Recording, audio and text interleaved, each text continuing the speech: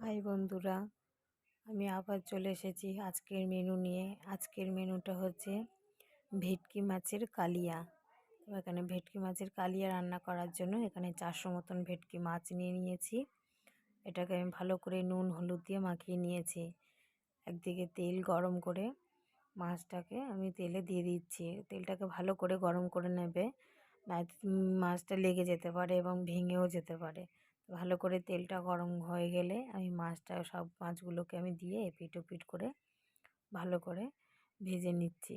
আমার মাছগুলো মোটামুটি ভাজা হয়ে গেছে। আমি খুব ভাজিনি, মিডিয়াম সাইজের ভেজে নিয়েছি।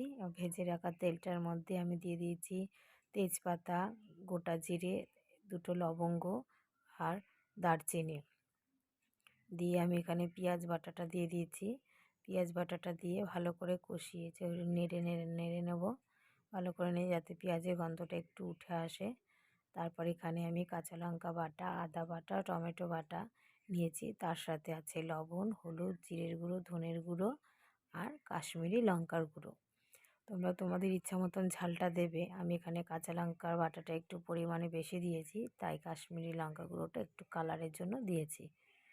এবার আমি এখানে মশলাটা ভালো করে কষিয়ে নিয়ে 1 কাপ দুধ দিয়ে দেবো আর প্রয়োজন অনুসারে 1 কাপ জল দিয়ে দেবো।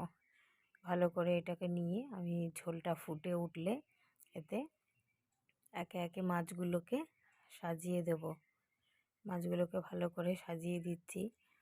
মাছগুলোকে আমার দেওয়া হয়ে গেলে কিছুক্ষণের জন্য রেখে দেবো। মাছগুলো সুন্দর করে কিছুক্ষণ ফুটিয়ে নিয়েছি। এবার ওপর দিয়ে শাহি গরম মশলা দিয়ে আর কিছুক্ষণ 1 থেকে 2 মিনিট ফুটিয়ে নামিয়ে নিলেই ভেটকি মাছের কালিয়া রেডি। তোমরা রান্না করে দেখবে, যদি ভালো লাগে অবশ্যই জানাবে। টাটা বন্ধুরা।